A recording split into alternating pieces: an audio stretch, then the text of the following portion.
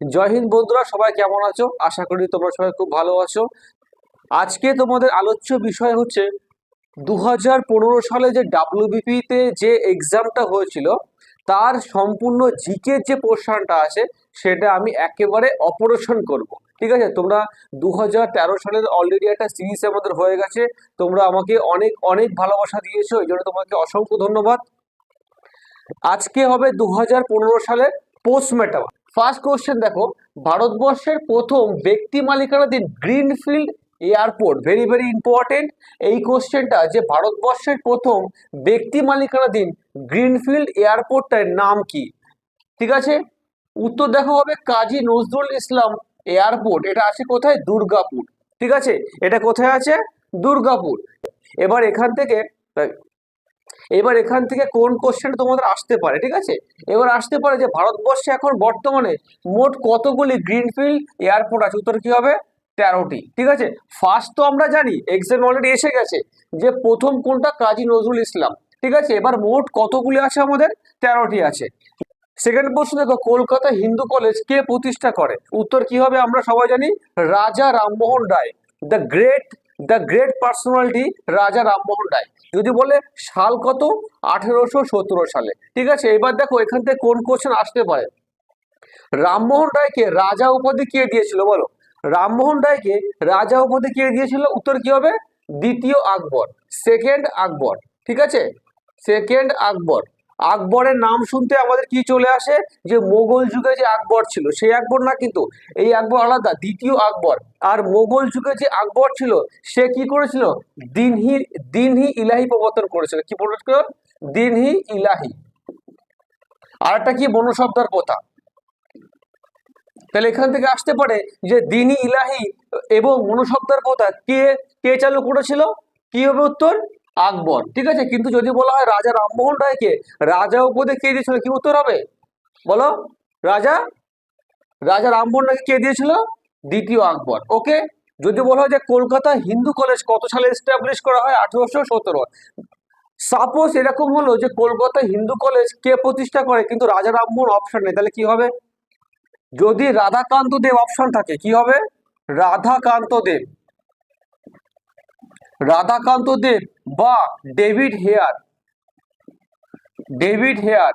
যদি রাধাকান্ত দেব এবং David Hare option থাকে যে কলকাতা হিন্দু কলেজ কে প্রতিষ্ঠা করেছে, রাজা রামমোহন অপশনে নেই, সেক্ষেত্রে কিন্তু কি হবে? রাধা রামমোহন রায় এবং ডেভিড হেয়ার এই তিনজনে কিন্তু একসাথে মিলে 1817 সালে কি স্থাপন করেছিল? কলকাতা হিন্দু কলেজ। ঠিক আছে, নেক্সট কোশ্চেন দেখো, Kolkata metro rail, Kolkata metro rail কত সালে স্ট্যাবলিশ হয়? 1984 সালে। ঠিক আছে, এবার আমি তোমার ডেটটা তোমাকে বলতে পারো, এক্স্যাক্টলি ডেট কোন তারিখে হয়েছিল? কি হবে? 24 অক্টোবর। ঠিক আছে, অক্টোবরের মাসে 24 তারিখ 1984 সালে কলকাতা মেট্রো রেল এস্টাবলিশ হয়েছিল। খুবই রিসেন্ট কলকাতায় কি হয়েছে? হুগলি নদীর তীরে আন্ডার ওয়াটার মেট্রো চলেছে। ঠিক আছে, তোমরা কেউ কি বলতে পারবে যে কোন তারিখে সেই আন্ডার ওয়াটার মেট্রোটা চালু হয়েছিল? লেখো, 15ই মার্চ, 15 মার্চ 2024 সালে আন্ডার ওয়াটার মেট্রো 15 মার্চ 2024 সালে এস্টাবলিশ শুরু হয়। ঠিক আছে, এই কোশ্চেনটা কিন্তু আবার আসতে পারে যে প্রথম আন্ডার ওয়াটার মেট্রো কোন শহরে চালু হয়? কি উত্তর হবে? কলকাতায়। যদি বলে কোন তারিখে শুরু হয়? 15ই মার্চ 2024 সাল। ঠিক আছে, তারপরে প্রশ্ন দেখো, যে সূর্য যে উপাদান দিয়ে গঠিত আমরা সবাই জানি, কি? হাইড্রোজেন, হাইড্রোজেন এবং হিলিয়াম। কি হবে? হাইড্রোজেন এবং হিলিয়াম এই দুটো মিলে কিন্তু সূর্যের যে শক্তিটা আছে বা সূর্য গঠিত কি? হাইড্রোজেন এবং হিলিয়াম দ্বারা। ঠিক আছে, এখানে হাইড্রোজেনটা ভেঙে হিলিয়ামে পরিণত হয়। এই যে ভাঙাচোরার যে প্রক্রিয়া, একে আমরা সায়েন্সের ভাষায় আমরা কি বলবো? ফিউশন। কি বলবো? ফিউশন। Very good, fusion. এর নাম কি বলবো? ফিউশন। ঠিক আছে, আর এই কোশ্চেনটাও আসে যে সূর্যে হাইড্রোজেনের পরিমাণ বেশি নাকি হিলিয়ামের পরিমাণ বেশি? অবশ্যই উত্তর কি হবে? হাইড্রোজেনের পরিমাণটা বেশি। ঠিক আছে বন্ধুরা, নেক্সট দেখো বন্ধুরা, বলেছে কোনটি ব্যাকটেরিয়া গঠিত রোগ। বন্ধুরা এই ধরনের কোশ্চেন ডাব্লিউবি তে বারবার ওঠে। আমি তোমাদেরকে এই নিয়ে একটা আলাদা ক্লাস নেব যে কোনটা ব্যাকটেরিয়া গঠিত রোগ, কোনটা ভাইরাস গঠিত রোগ, কোনটা জলবাহিত রোগ। ঠিক আছে, আজকে শুধুমাত্র তোমাদের যে কোশ্চেনটা এসেছিল সেই নিয়ে আমি তোমাদেরকে অ্যানালাইসিস করছি, এই নিয়ে আমি একটা আলাদাভাবে তোমাদেরকে ভিডিও দেবো। ঠিক আছে, চিন্তার কোনো কারণ নেই। ব্যাকটেরিয়া গঠিত রোগ, দেখো আমি এখানে দুটো নাম লিখে রেখেছি, এগুলো বারবার আসে এক্সামে, টাইফয়েড এবং হচ্ছে ডিপথেরিয়া। ঠিক আছে, এই দুটো হচ্ছে ব্যাকটেরিয়া গঠিত রোগ। আর ভাইরাস গঠিত রোগ বললে যে ইনফ্লুয়েঞ্জা, আরো অনেক এরকম আছে, আমি তোমাদেরকে এই নিয়ে একটা আলাদা ভিডিও আনবো। আর জলবাহিত রোগ সব থেকে যেটা বেশি আছে কলেরা। ঠিক আছে, তাহলে এই তিনটে আপাতত তোমরা মনে রাখো। যদি বলা হয় ব্যাকটেরিয়া গঠিত রোগ কি হবে, টাইফয়েড এবং ডিপথেরিয়া, এবং ভাইরাস গঠিত রোগ বলে কি হবে, ইনফ্লুয়েঞ্জা, এবং জলবাহিত বললে কি হবে, কলেরা। ঠিক আছে, নেক্সট কোশ্চেন দেখো, ন্যাশনাল পুলিশ একাডেমি কোথায় অবস্থিত আছে? বলো, ন্যাশনাল পুলিশ একাডেমি কোথায় অবস্থিত আছে? উত্তর কি হবে, হায়দ্রাবাদ। উত্তর কি হবে, হায়দ্রাবাদ। যদি আসে এক্সামে কত সালে এস্টাবলিশ হয়েছিল, আমাদের ভারত স্বাধীন হওয়ার ঠিক 1 বছর পরে, অর্থাৎ 1947 সালে আমাদের ভারত স্বাধীন হয়েছিল, তার ঠিক 1 বছর পরে 1948 সালে ন্যাশনাল পুলিশ একাডেমি কিন্তু এস্টাবলিশ হয় কোথায়, হায়দ্রাবাদে। এবার যদি এই কোশ্চেনটা আসে যে এর বর্তমান নাম কি, এর বর্তমান নাম কি হবে, সর্দার বল্লভভাই প্যাটেল। Sardar Vallabhbhai Patel academy, Sardar Vallabhbhai Patel academy. ঠিক আছে, আর এই সর্দার বল্লভভাই প্যাটেলকে কি বলা হয়, লৌহ মানব বলা হয়। কি বলা হয়, লৌহ মানব বলা হয়। ঠিক আছে, নেক্সট কোশ্চেন দেখো, যে কম্পিউটারে টিবি কথার অর্থ কি? কি উত্তর হবে, টেরাবাইট। ওকে, কি উত্তর হবে, টিবি কথার উত্তর কি, টেরাবাইট। এবার আমাকে বলতে কম্পিউটারের জনক বা কম্পিউটার কি আবিষ্কার করে, বলো কি হবে, চার্লস ব্যাবেজ। কি হবে, চার্লস ব্যাবেজ। ঠিক আছে, কম্পিউটার কে আবিষ্কার করে, চার্লস ব্যাবেজ। এবং এবার যদি বলা হয় যে টিবি কথার অর্থ কি হবে, টেরাবাইট। Very good. তারপরে ছিল ন্যাশনাল ইয়ুথ ডে। বলো, ন্যাশনাল ইয়ুথ ডে আমরা সবাই জানি, বলো ন্যাশনাল ইয়ুথ ডে কোন তারিখে পালন করা হয়? কি হবে, 12ই জানুয়ারি। 12ই জানুয়ারি। ঠিক আছে, আর কি উদ্দেশ্যে, কেন পালন করা হয়? যে এই দিনকে স্বামী বিবেকানন্দর জন্মদিন। ঠিক আছে, বিবেকানন্দর জন্মদিন, মহান মানব বিবেকানন্দর জন্মদিন। ঠিক আছে, ন্যাশনাল ইয়ুথ ডে কোন সাল থেকে পালন করা হয়? কি হবে, 1985। 1985 এই সাল থেকে, অর্থাৎ 1985 সাল থেকে ন্যাশনাল ইয়ুথ ডে পালন করা হয়। নেক্সট কোশ্চেন দেখো বন্ধুরা, বলেছে 2011 সালের যে জনগণনা হয়েছিল সেখানে সেক্স রেশিও কত? কি হবে, 940। Very very important. যে যে কোনো এক্সামের ক্ষেত্রে এই যে জনগণনা আছে এগুলো থেকে একটা কোশ্চেন থাকেই। ঠিক আছে, এবার বলো যে 2011 সালে যে জনগণনা হয়েছিল সেটা কততম ছিল? উত্তর কি হবে, 15তম। ঠিক আছে, ভেরি ভেরি ইম্পর্টেন্ট। ঠিক আছে, এবার দেখো 1872 সালে প্রথম মেয়র আমলে প্রথম জনগণনা শুরু হয়েছিল। কি হবে, 1872 সালে প্রথম মেয়র আমলে জনগণনা শুরু হয়েছিল।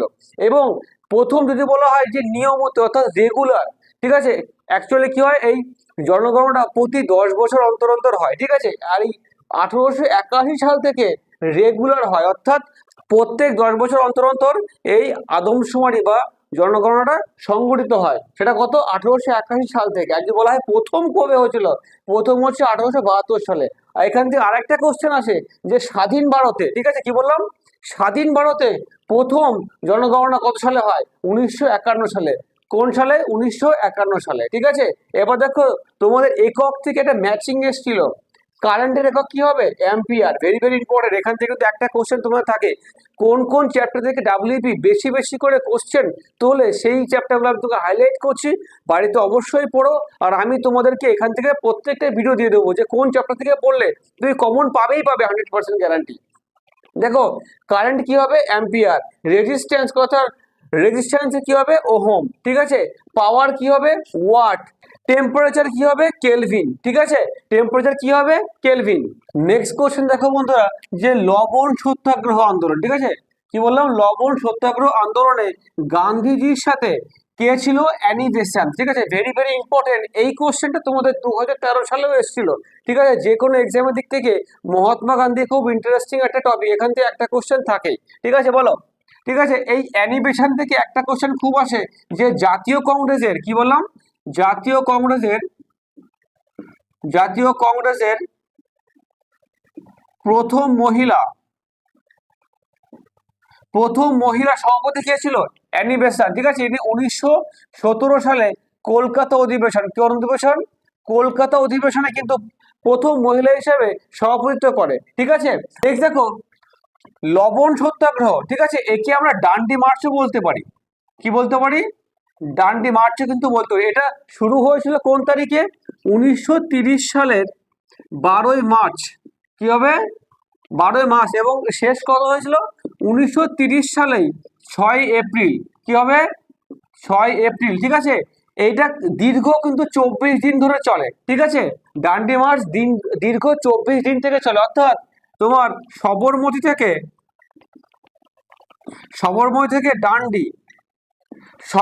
থেকে ডান্ডি পর্যন্ত যাত্রা করতে তাদের 24 দিন সময় লেগেছিল। সঙ্গে 78 জন কি ছিল, অনুগামী ছিল, এবং মোট ডিস্টেন্স কত কিলোমিটার ছিল, এটা এক্সামে আসে যে 394 কিলোমিটার। কত ছিল, 394 কিলোমিটার। ঠিক আছে, একদম ডিটেলস ভালো করে দেখে নাও যে লবণ সত্যাগ্রহ তার আরেক নাম কি বলবো, ডান্ডি মার্চ। ঠিক আছে, এটা 1930 সালের 12ই মার্চ থেকে শুরু হয় এবং 1930 সালের 6 এপ্রিলে কিন্তু এটা শেষ হয়ে যায়। ঠিক আছে, দীর্ঘ 24 দিন ব্যাপী এই আন্দোলন চলে, এবং এই আন্দোলনে 78 জন অনুরাগী ছিল, এবং 24 দিন সময় লাগে, এবং 394 কিলোমিটার কিন্তু গান্ধীজি পদযাত্রা করে লবণ আইন ভঙ্গ করেছিল।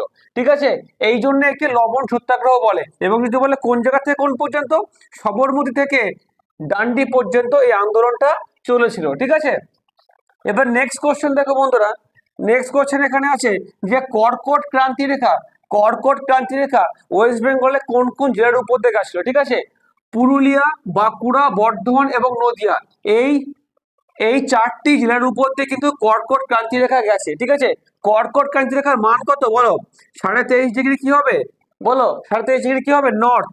ঠিক আছে, অনেকের এইখানে একটু কনফিউশন হয়, ভালো করে দেখে নাও। এই ধরো আমাদের হচ্ছে পৃথিবী, ঠিক আছে, এখান থেকে নিরক্ষরেখা গেছে, আর এই উপরের যে সার্কেলটা আছে আর নিচেরটা আছে, এইটার মান কত, 23.5 ডিগ্রি নর্থ, অর্থাৎ কি কর্কট ক্রান্তি রেখা বলা হচ্ছে আগে। ঠিক আছে, আর এটা কি হবে, মকর ক্রান্তি রেখা, এটাকে 23.5 ডিগ্রি সাউথ। ঠিক আছে, তো এই যে রেখাটা, এই রেখাটা একমাত্র আমাদের ভারতের উপর দিয়ে গেছে, কর্কট ক্রান্তি রেখা গেছে। ঠিক আছে, ভারতের মোট 8খানা স্টেটের উপর দিয়ে গেছে। কটা গেছে, মোট 8টা স্টেটে গেছে। আর যদি বলা হয় যে সমস্ত পৃথিবীর মোট কতগুলো দেশের উপর দিয়ে গেছে, পৃথিবী বললে কি হবে, মোট 16টা দেশের উপর দিয়ে গেছে। ঠিক আছে, ভালো করে মনে রাখো, যদি বলে যে ভারতের কতগুলো স্টেটের উপর দিয়ে গেছে, কি হবে, 8খানা স্টেটের উপর দিয়ে গেছে। ঠিক আছে, যদি বলে পৃথিবীর কতগুলো দেশের উপর দিয়ে গেছে, কি হবে, 16খানা দেশের উপর দিয়ে গেছে। এবার কোন কোন মহাদেশের উপর দিয়ে গেছে, মোট তিনটে মহাদেশের উপর দিয়ে গেছে। ফার্স্ট হবে কি, আফ্রিকা, তারপর হবে এশিয়া, তারপরে হবে নর্থ আমেরিকা। ঠিক আছে, এই 3টে মহাদেশের উপর দিয়ে গেছে, ভারতের 8খানা স্টেটের উপর দিয়ে গেছে, ওয়েস্ট বেঙ্গলের বলে 4টি রাজ্যের উপর দিয়ে গেছে, এবং ওয়েস্ট বেঙ্গল বলে 4টি জেলার উপর দিয়ে গেছে, এবং সমস্ত যদি বলে ওয়ার্ল্ডে 16টা দেশের উপর দিয়ে গেছে আমাদের কর্কট ক্রান্তি রেখা, যার মান কত আছে, 23.5 ডিগ্রি উত্তর। ঠিক আছে বন্ধুরা, সঙ্গে থাকো একদম শেষ পর্যন্ত, আমি কথা দিচ্ছি পোস্টমর্টম হবে, ওয়েস্ট বেঙ্গল পুলিশের পোস্টমর্টম হবে। একটা কোশ্চেন থেকে আমি 5 থেকে 6টা কোশ্চেন বের করব এবং তাদেরকে পোস্টমর্টম করব, এতে আপকামিং যেসব এক্সামগুলো আছে ডাব্লিউপি, কেপি, ঠিক আছে, সেগুলোতে কি কি কোশ্চেন আসতে পারে সেগুলো আজকে সব সলভ হয়ে যাবে। ঠিক আছে, বলেছে রামানুজ। ঠিক আছে, রামানুজ কেন বিখ্যাত ছিল, আমরা সবাই জানি রামানুজ কি ছিল, বিখ্যাত গণিতবিদ। ঠিক আছে, কি ছিল, বিখ্যাত গণিতবিদ। এবং এবার বলো, আমাকে বলো যে রামানুজ কোন স্টেট থেকে বিলং করতো। ঠিক আছে, রামানুজ কোন স্টেট থেকে বিলং করতো বলো, রামানুজ কত, তামিলনাড়ু স্টেট থেকে কিন্তু বিলং করতে হচ্ছে রামন। আর এই তামিলনাড়ু কিন্তু ভারতবর্ষের একদম দক্ষিণতম স্টেট, অর্থাৎ ভারতের একদম দক্ষিণতম যে স্টেটটা আছে তার নাম কি, তামিলনাড়ু। যে শ্বেত বিপ্লবের জনক বলা হয় কাকে, শ্বেত বিপ্লব অর্থাৎ হোয়াইট রেভলিউশনের father of the white revolution কি হবে, ভার্গিস কুরিয়েন। এটা চতুর্থ ফোর্থ যে 5 ইয়ার প্ল্যান, ঠিক আছে, আমরা কি জানি মোট আমাদের 12টা 5 ইয়ার প্ল্যান হয়, ঠিক আছে, 1951 থেকে আরম্ভ হয়, ঠিক আছে। ফার্স্ট যে 5 ইয়ার প্ল্যান হয়েছিল সেটাকে 1951 থেকে আরম্ভ হয়েছিল, এবং ফোর্থে কত হয়েছিল 1969 থেকে, এখান থেকে কত হবে 74 পর্যন্ত হয়েছিল, ঠিক আছে। এই 5 বছর কিন্তু, এই 5 বছর ধরে কি ফোর্থ 5 ইয়ার প্ল্যান হয়েছিল। এবং যদি বলা যায় শ্বেত বিপ্লবের এক্স্যাক্টলি ডেট বলো, তাহলে সাল বলো কি হবে 1970 সালে, ঠিক আছে। আমাকে তোমরা বলো যে গতদিন আমি তোমাদেরকে লিখিয়েছিলাম যে সবুজ বিপ্লব কত সালে হয় বলো, সবুজ বিপ্লব কত সালে হবে 1960 সালে, ঠিক আছে। থার্ড 5 ইয়ার প্ল্যান কত হবে, থার্ড যে 5 ইয়ার প্ল্যান হয়েছিল সেখানে কিন্তু সবুজ বিপ্লবের কথা উল্লেখ করা যায়। আর এবং এই সবুজ বিপ্লবের ফলে কি গম এবং ধান, ঠিক আছে, এই দুটো ফসলের উৎপাদন খুব বৃদ্ধি পেয়েছিল। কোন স্টেট, পাঞ্জাব এবং কি হরিয়ানা, ভেরি গুড, পাঞ্জাব এবং হরিয়ানা এই দুটো স্টেটে সব থেকে গম এবং ধানের উৎপাদন সবুজ বিপ্লবের ফলে বৃদ্ধি পেয়েছিল। তার নেক্সট কোশ্চেন দেখো, বলেছে এনএসএসও এই কথাটার সম্পূর্ণ অর্থ কি কি হবে, ন্যাশনাল স্যাম্পেল সার্ভে অর্গানাইজেশন, কি হবে আরেকবার দেখে নাও, ন্যাশনাল স্যাম্পেল সার্ভে অর্গানাইজেশন, ঠিক আছে। 2016 সালের কোন দেশের রাষ্ট্রপতিকে বলো, কোন দেশের রাষ্ট্রপতিকে শান্তিতে নোবেল পুরস্কার দেওয়া হয়, ঠিক আছে। আমরা সবাই জানি যে নোবেল পুরস্কার 1901 সাল থেকে দেওয়া হয়, ঠিক আছে, 10th ডিসেম্বর, ঠিক আছে, 1901 সালের 10ই ডিসেম্বর থেকে নোবেল পুরস্কার দেওয়া হয়, ঠিক আছে। মোট 6টি বিভাগে, কি কি মোট 6টি বিভাগে কিন্তু নোবেল পুরস্কার দেওয়া হয়, ঠিক আছে। তা 1968 সাল থেকে 1968 সালের আগে পর্যন্ত, 1968 সালের আগে পর্যন্ত কিন্তু পাঁচটা বিভাগে দেওয়া হতো, ঠিক আছে। 1968 সালের আগে পর্যন্ত কিন্তু 5টি বিভাগে দেওয়া হতো। আজকে তোমাদের কাছে এই কোশ্চেন থাকবে যে 1968 সাল থেকে কোন বিভাগে নোবেল পুরস্কার দেওয়া শুরু হয়, 1968 সাল থেকে কোন বিভাগে নোবেল পুরস্কার দেওয়া শুরু হয়, ঠিক আছে। তাহলে এখন যদি বলা হয় যে মোট কতগুলো বিভাগে নোবেল পুরস্কার দেওয়া, তাহলে উত্তর কি হবে 6টি বিভাগে, ঠিক আছে। আর শান্তিতে নরওয়ের ওসলোতে, নরওয়ের ওসলো, ঠিক আছে, নরওয়ের ওসলো থেকে শান্তিতে নোবেল পুরস্কার দেওয়া হয়। নোবেল পুরস্কার কেন দেওয়া হয়, অ্যালফ্রেড নোবেল, ঠিক আছে, অ্যালফ্রেড নোবেলের স্মৃতির উদ্দেশ্যে কিন্তু নোবেল পুরস্কার দেওয়া হয় 1901 সাল থেকে। নোবেল পুরস্কার দেওয়ার জন্য যে বোর্ডটা গঠিত হয়, বোর্ড, নোবেল পুরস্কারটা বোর্ড লাগে তো, বিও, নোবেল পুরস্কার দেওয়ার জন্য যে বোর্ডটা গঠিত হয় সেটা কত সালে এস্টাবলিশ হয় বলো, 1895 সালে, ঠিক আছে।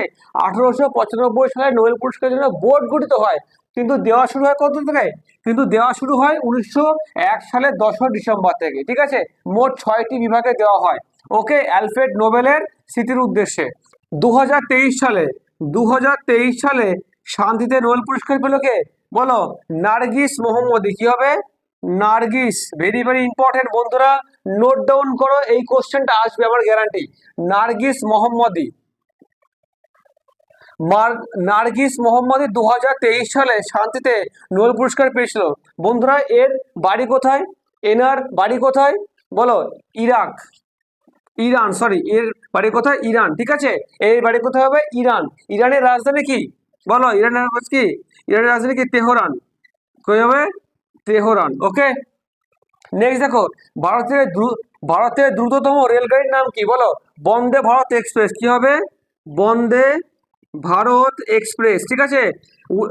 2019 সাল থেকে কিন্তু এটা শুরু হয়, এবং এর স্পিড কত, এর স্পিড হচ্ছে 180 কিমি পার আওয়ার, ঠিক আছে। বন্দে ভারত এক্সপ্রেসের স্পিড কত, 180 কিমি পার আওয়ার। আর এটা 2019 সাল থেকে কিন্তু শুরু হয়ে যায়, আর এটি বর্তমানে ভারতের সব থেকে দ্রুততম রেলগাড়ি। 2015 সালে যে যে জিকে গুলো এসেছিল সবগুলোকে আমি তোমার একদম পোস্টমর্টম করলাম, একটা কোশ্চেন থেকে 8টা থেকে 10টা কোশ্চেন আমি তোমাদেরকে বের করে দিয়েছি।